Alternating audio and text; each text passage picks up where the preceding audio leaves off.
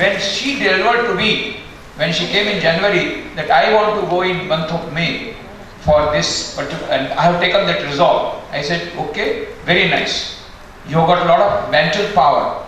Without that, you could not have survived with this 50 trains going over your head.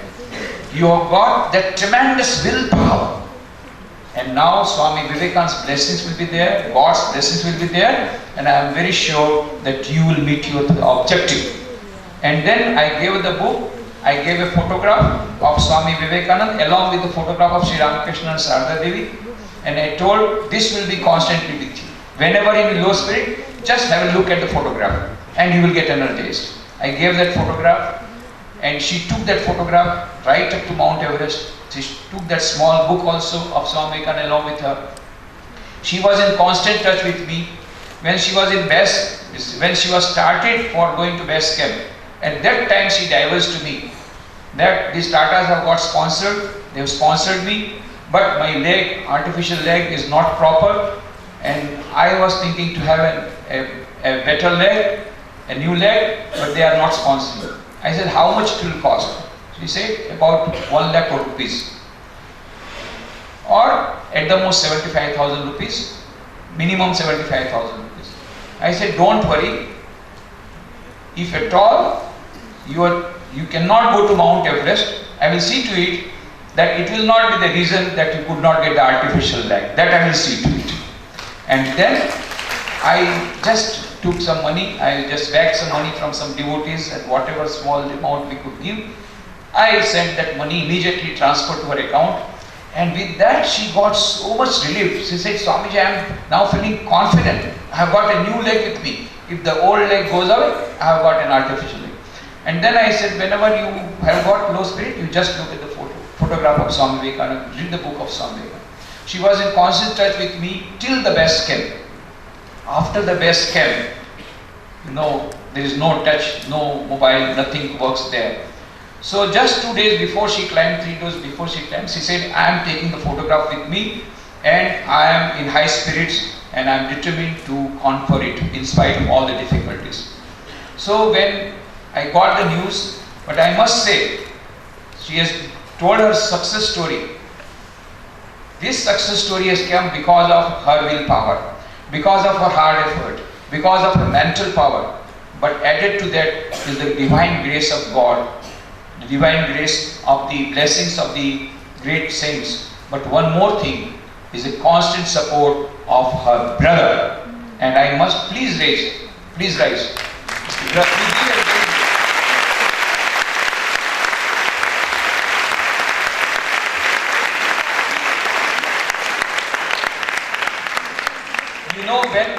When Arunima was in the hospital and when she determined I will go to Mount Everest, it is he who gave her mental support. Everybody laughed. Even the mom was very, very scared that you can't walk one step and you want to go to Mount Everest. You are a mad woman, mad girl, but it is her brother who took premature retirement from the army just to support her.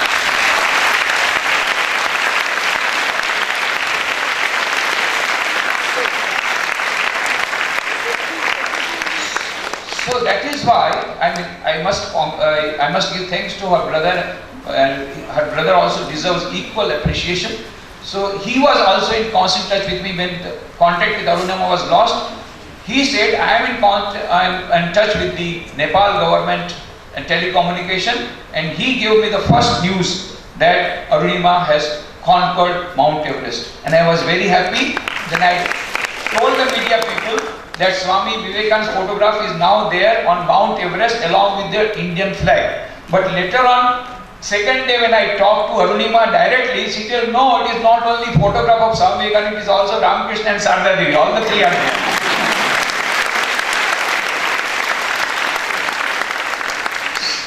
So, Arunima's story is the story of a person how with strong determination and willpower, how we can move forward. In spite of the difficulties, how we can move forward.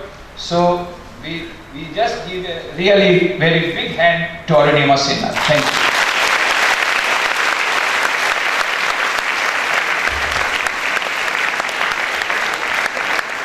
she has forgotten, she has given the poem that she has conquered Mount Everest. What next? There is no peak higher than that. There is no peak higher than Mount Everest, but she cannot stop at Mount Everest, she told. Now what is her next dream? Her next dream is to start an academy for disabled or differently abled people. She wants to start an academy in Lucknow, isn't it? In Lucknow, for which all of us will be there, don't worry. And any of you who wants to help Arunima either by funds or by any other means, you contact the ashrama. We are in constant touch with her, but we should give support to her so that she conquers another milestone which is greater than Mount Everest in terms of life. सब वो जगह पे feeling कैसा था उस time पे? सिर्फ दिमाग में ये चल रहा था मुझे एवरेस्ट क्लाइम करना है, सिर्फ इतना।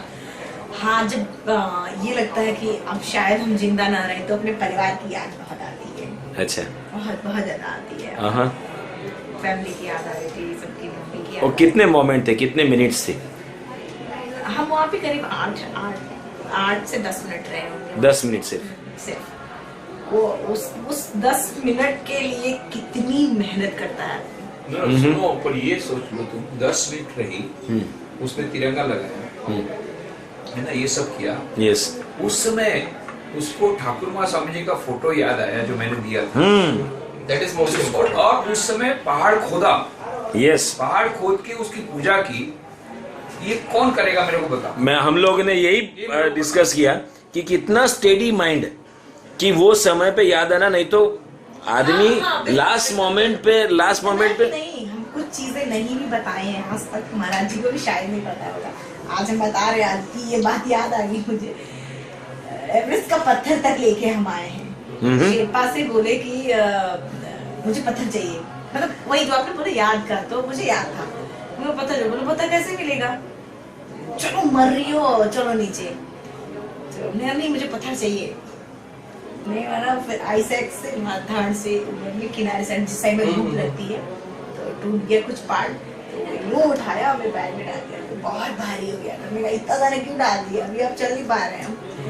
तो बोले नहीं अभी चलो, तो वैसे पत्थर लेके आओ। आज भी वो पत्थर अभी जमशेदपुर में मेरे हाथ में नहीं आया पत्थर। एक्चुअली जब हम वापस आए हैं काठमांडू से तो आधा बैग वहीं रह गया था, फिर वो एजेंसी ने कुरियर करके सीधा जमशेदपुर भेज दिया, तो उसी बैग में। जमशेदपुर भी हम गए नहीं है तब से। जाओ कल, जाओ जल्दी जाओ। लेके आते। मैं तो तुमको कलकत्ता जमशेदपुर के ले जाने वाला था, वहाँ तुम्हारा टाटा में मेरा लेक्चर रखने वाला था। तुमने सब प्रोग्राम हैदराबाद का कर दिया। मैं तुम्हारा कलकत्ता में वहीं पर जमशेदपुर में ही टाटा में करता, तुम्हारी बैग भी आ जाती।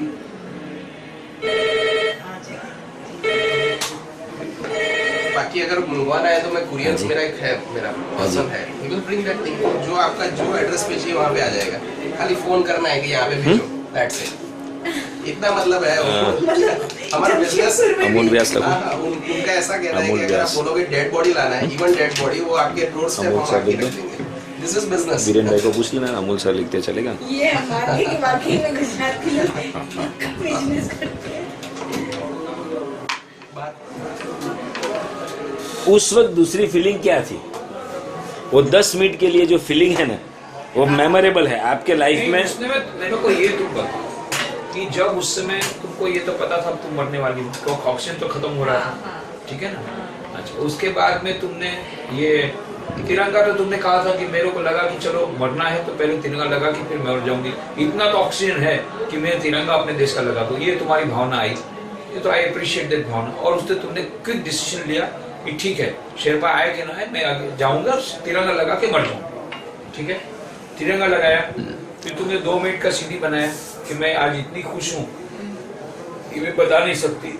और मैं यही मैसेज मोटिवेट करना देना चाहती हूँ इंडियन यूथ को कि भाई इस प्रकार से अपने लक्ष्य को मत छोड़ो, चाहे मरते दम तक अपने लक्ष्य को। एक तुम्हारी 2 सीडी है, अच्छा वो सीडी तो आपकी उसमें डाला है, मैंने देखी, डाल दिया उसमें। पहले तो ये है, उसके बाद पहले वो है 2 मिनट का कुछ है, उसके बाद फिर वो 2 मिनट वही वाला मैं बता, ये भी हो गया। इसके बाद तुमको ये ठाकुर माँ स्वामी जी का फोटो का पूजा करने का कैसे याद आया? नहीं तुम्हें तो भूले ही हम कब थे कि तो याद आएगा। अरे वाह वाह वाह, पॉइंट तो वही है। क्या बात है। भूले नहीं, कब तक जो याद आता है। अरे याद तो तब आता है जब हम भूले होते हैं। हम तो पूरे रास्ते में याद करते रहे। जैसे एक होता नहीं कि एक होता है कि आदमी वो माला लेके करता रहता है, तो वो माला लेके हमने नहीं किया, लेकिन रास्ते में चल रहे हैं, बैग का यूं पकड़ा है या फिर रोड पे जुमार पे ऐसे हाथ है, उस पे चल रहे, एक ही कदम बढ़ा रहे, नाम ले रहे, एक ही कदम बढ़ा रहे, नाम ले रहे। क्या बात है। ये चीजें क्या नाम ले रही थी? जय स्वामी जी, जय स्वामी जी, जय स्वामी, बस इतना ही, ज्यादा नहीं। जय स्वामी जी बोल जय रही स्वामी थी। जी, जय स्वामी जी, बस इतना ही बोलते थे। आगे बढ़ते गए और भगवान उस साथ साथ में जय विष्णु भगवान, जय स्वामी जी, जय विष्णु भगवान, ऐसे एक जैसे अपनी लैंग्वेज में जैसे Yes, yes, yes. सेम क्या क्या? विष्णु भगवान। हाँ, जय विष्णु भगवान, जय माता दी, ऐसे ऐसे बोलते रहे। जय स्वामी जी, जय विष्णु भगवान, दो का नाम दो लिया। का नाम लेते रहे और उसके बाद आगे बढ़ते रहे। यहाँ तक कि लास्ट मोमेंट पे जब पूजा करने की, तब भी मैंने शेरपा से खोल के, क्योंकि मुझे पूरी तरीके से याद था तो पूजा करनी है मुझे। स्वामी जी ने मुझे फोन रखा कि पूजा करनी है, कि फोटो रखना है और पूजा करना है। तो वो त्रिशूल, वो शंकर 40 शायरी लिया था हमने, जब से एवरेस्ट का प्लान किया तब से बैग में रख के घूमते थे, चाहे जहाँ जाते थे मेरे बैग में हमेशा रहता था। यही निश्चय किया था वो त्रिशूल, वो 40 तभी निकलेगा बैग से जब मुझे एवरेस्ट जाना होगा, और वही रखेंगे। वही हुआ, रखा, पूजा किया, फिर स्वामी जी और सबका फोटोज रखा वहाँ पे, रख के फिर पूजा किया। यही बोला कि आज मेरा लक्ष्य पूरा, मेरी जिंदगी का सबसे बड़ा सपना पूरा हुआ है आप लोग के आशीर्वाद से। उम्मीद है कि सच में, चाहे स्वार्थ कहिए कुछ भी कहिए, यही बोला हमने। उम्मीद है कि मैं जिंदा यहाँ से जाऊंगी। ऐसे अंदर में आ रहा था कि मैं, उम्मीद है कि मैं जिंदा जाऊंगी यहाँ से। और शेरपा बोल, जब ऐसे बोल बोल के हम पूजा भी अगर करते हैं हम, तो बोल बोल के कहते हैं कि जैसे बच्चे को पढ़ता है तो हमेशा उंगलियां रख के बच्चे को पढ़ाना चाहिए, क्योंकि स्किन भी फिर टच होती है, फिर आई, फिर बोल के बोलने से कान भी सुनते हैं। और यस यस, वेरी राइट, वो साइकोलॉजी है, प्रिंसिपल है। हाँ, तो वो बोल बोल के हम बोल रहे थे महाराज जी से, भगवान से। तो शेरपा बोल रहा है कि चलोगी तभी तो, जब जिंदा रहोगी तभी तो चलोगी यहाँ से, जितना जल्दी पूजा कर रही है। दुनिया को मारने के लोग भागते हैं और इसको पूजा के दो जब। और रास्ते में तो कई बार जब हम खोल कई बार उसे, तो वो इरिटेट होने लगा। एक बार रास्ते में बोला, क्या है तू बार बार फोटो को निकाल के देखती रहती, क्या है उसमें? आप नहीं समझेंगे, वो एनर्जी डोज है। तो बस वो बोला, अच्छा ले एनर्जी डोज, जल्दी चल।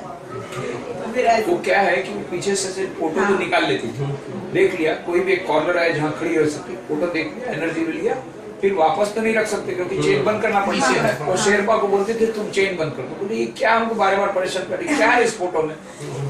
उनको पता सही। उनको तो पता नहीं था। नहीं, पर तुमने जो ठाकुर माँ स्वामी जी को पूजा किया, 2 मिनट ऊपर में पूजा किया, खोड़ा पहाड़ और ये बर्फ को निकाला और उसमें तुमने उसको रख करके 2 मिनट पूजा किया। ऐसे चेयर जैसा बनाया, ऐसे मैंने देखा ना उस फोटो में, चेयर जैसा बनाया, हाँ, वो मैंने देखा। काटा है, हाँ। फिर ऐसे करके रखा। हाँ, वो तो रखा, वो मैंने देखा। परंतु ये जो तुमने उस समय कितना लगभग 2 मिनट पूजा किया होगा? हाँ, करीब 2 मिनट। अच्छा, वो पूजा में तुमने क्या क्या कहा ठाकुर को? बस यही कहा भगवान कि आज, जैसे आज आपकी कृपा से, आपकी कृपा से नहीं, आज मुझे ऐसी हालात में आप मुझे यहाँ पहुँचाए हैं। इतना लड़के, लेकिन बहुत ऐसे लोग होते हैं जो नहीं लड़ पाते हैं, बहुत परेशान हो जाते हैं, छोटी छोटी चीज, उनको हिम्मत दीजिए, जैसे आज आपने मुझे हिम्मत दिया। क्या बात है। देखो दूसरों के लिए प्रार्थना की वहाँ पर भी। अनसेल्फिशनेस।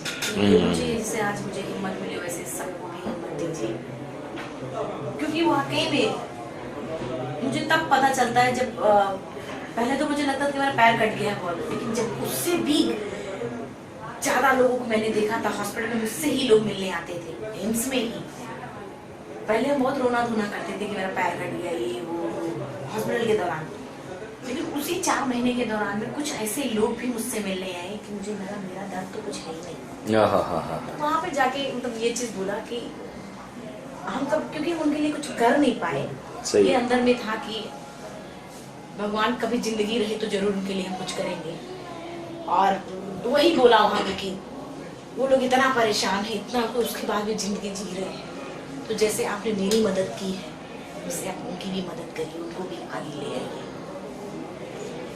बस यही सब। ये जो तुमने प्रार्थना की है ना, उसके कारण तुम यहाँ पर हो, याद रखना। भगवान ने तुमको तुम्हारे लिए नहीं बचाया, तुमने जो उनको प्रार्थना की, दो तुमने प्रार्थना की। डेड बॉडीज को, जो लोग डेड हो रहे थे, बोले कि आप यदि पहुंच पाए तो ठीक है, नहीं तो आपके बदले मैं पहाड़ में जाकर वापस आऊंगा। ये जो तुमने प्रार्थना की उस समय, और ऊपर में जाके तुमने भगवान से ये कहा कि मेरे से भी ज्यादा लोग जो दुखी हैं उनको भी आप मदद कीजिए। ये जो तुमने प्रार्थना की, उसका फल से तुम जिंदा हो। तुम यदि ये बोलते कि स्वामी भगवान मुझे जिंदा वापस भेजो, तो नहीं भेजते। यस, तुमने कहा था कि मैं दूसरों की सेवा करना चाहता हूँ, तो ये कभी मत भूलना कि तुमको जिंदा रखा है तुम्हारे लिए नहीं, दूसरों की सेवा करने के लिए। हम समझ गए, ये बात तो हमारे कॉन्सेप्ट एकदम क्लियर हो गया। मैं खुद के लिए अभी जिंदा नहीं हूँ। सही है, बिल्कुल। जब डेड बॉडीज ढेर सारी वहाँ पे पड़ी थी, तो वाकई में डिसीजन ले नहीं पा रहे थे हम खुद की, क्या करूँ मैं, यहाँ से वापस जाऊँ या फिर करूँ, समझ में नहीं आ रहा। अब वो वहाँ पे भी मैंने बोल के मुंह से जैसे बोल रहे हैं, बोल आवाज वॉइस में बोला हमने कि अगर सबने एवरेज सबमिट किया है, आप सब एक डेड बॉडी से बात करना, वेरी राइट, तो एक अजीब सा, शायद लोग पागल ही बोलेंगे। सही बात है। Yes, ऐसे लोगों तो तुमने क्या बोला मुझसे डेड बॉडी से? कि अगर आप सब में से एवरेज सबमिट कर लिया तब तो ठीक है, और नहीं सबमिट किया, मैं सबके लिए एवरेज सबमिट करूँ, बस आप लोग मुझे ताकत दीजिए। ये जो तुमने प्रार्थना की ना डेड बॉडीज को, याद रखना ये आत्मा जीवित रहती है। इन्होंने तुमको आशीर्वाद दिया। यस, सच में कुछ तो है, ये एक्स्ट्रा नॉट। देखो मैं तुमको बताता हूँ, तुम्हारी जिंदा बच के वापस आना, मैं सर बता रहा हूँ तुमको, आज तुमको सेकंड बता रहा हूँ। पूरा